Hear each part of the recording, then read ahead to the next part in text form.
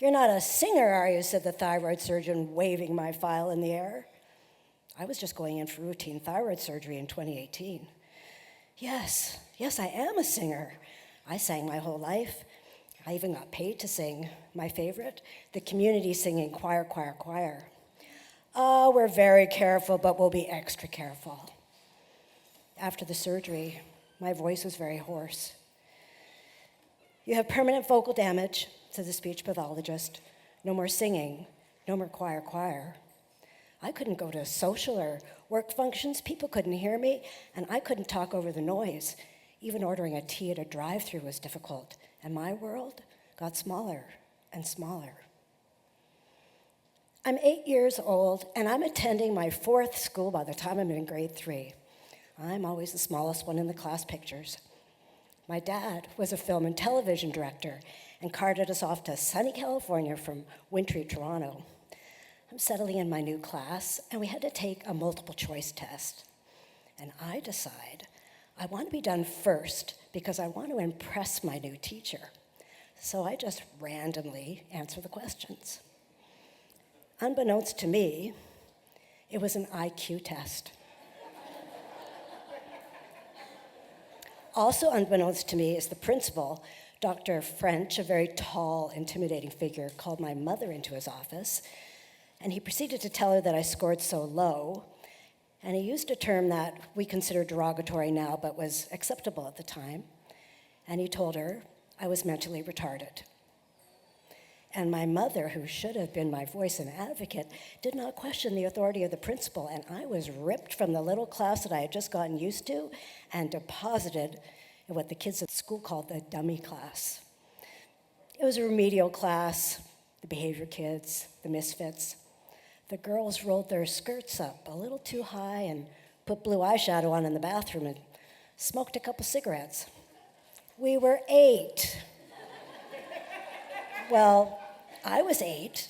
I think these kids repeated grades a few times. I knew I didn't belong there, but my voice wasn't louder than Dr. French, and this set me up for my academics and the shame that came with it. And the unspoken message was, you are not smart. And my world got smaller and smaller. The one place that I felt a sense of belonging and confidence was with my singing. In my 20s, I asked my mother, why was I moved to that grade 3 class? And that's when I found out. I was like, Mom, is that what you thought of me? She's like, I didn't know, I just felt bad for you. When we moved back to Toronto for high school, no wonder my parents were only asking my sister where she wanted to go to university. Nobody was asking me that question. Nobody had expectations of me, especially me. I married and I had children of my own, and I wanted to parent differently. I went to my first parenting class, hopeful but exhausted, with my 10-day-old daughter in my arms and my 3-year-old son at home, who was a bit of a challenge at that time. And I didn't want to break his spirit, and I didn't want him to break mine either. And those parenting classes were life-changing. And eventually I trained to be a parenting instructor. What would you do if a kid told you to fuck off? My answer to that question got me a job working for the school board. Oh, I would just ignore them and redirect them. Can you start on Monday? It was a behavior class. It was the misfits. It was the dummy class. And now I was a voice and advocate for these children. I went back to school as a mature student, and I graduated with honors in the field of early childhood education, and this has been my career and passion.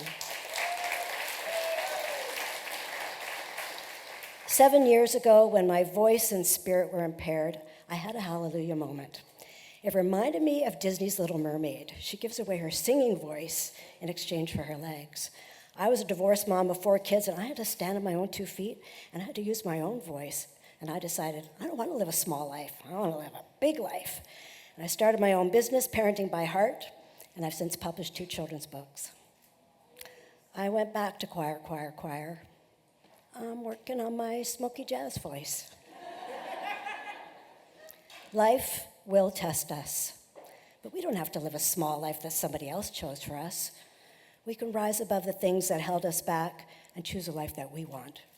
We can use our own voice to advocate for ourselves and other people, big or small. Sometimes we have to lose our voice to find our voice. Hallelujah, hallelujah, hallelujah, hallelujah.